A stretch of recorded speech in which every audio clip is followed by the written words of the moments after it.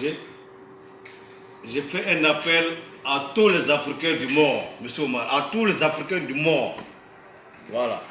Très chers compatriotes, combattants pour la libération du continent africain.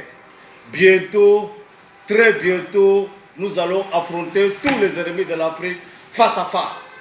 Car en Afrique, nous disposons de toutes les preuves et que les Africains ont le droit de réagir par tous les moyens. Il s'agit d'un état de droit. On peut tromper une partie du peuple tout le temps. On peut tromper un certain temps tout le peuple, mais on ne peut jamais tromper tout le peuple tout le temps. L'esclavage, la colonisation, le néocolonialisme est une conséquence de l'expansion coloniale. Il participe de la supériorité de l'homme blanc venu répandre en Afrique, il se plaît à le dire, le bienfait de la religion chrétienne et plus tard de la civilisation. Dispensateur de ces avantages, n'est-il pas légitime qu'il attire profit?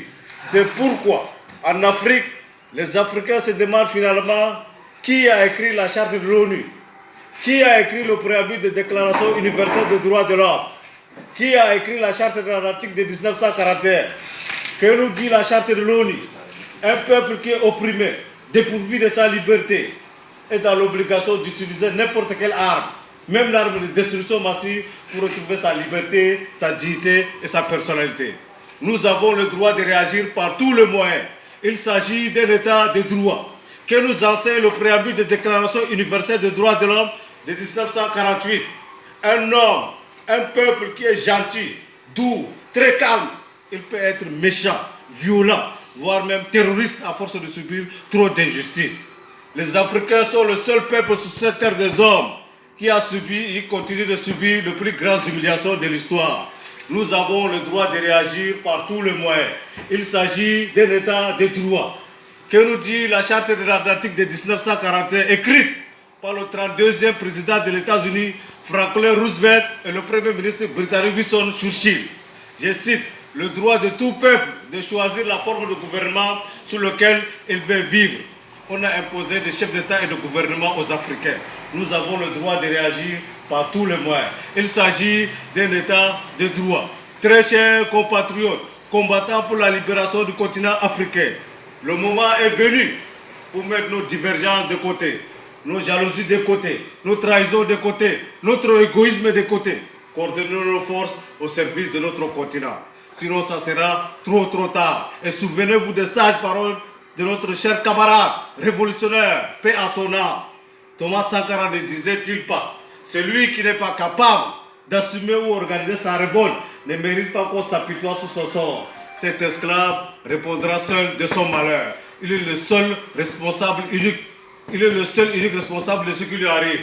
S'il se fait des illusions sur la condescendance suspecte d'un maître qui prétend l'affranchir, seule la lutte libère. Il faut une lutte perpétuelle. Et je ne sais pas combien de fois Patrice Emery Lumumba, paix à son âme, a prononcé le mot lutte dans son discours lors de l'indépendance du Congo devant le roi belge. Je vous invite tous à aller consulter les archives. Très chers compatriotes, combattants pour la libération du continent africain, il faut une lutte perpétuelle. La liberté, ça se négocie même pas, ça s'arrache. La démocratie, ça se négocie même pas, ça s'applique.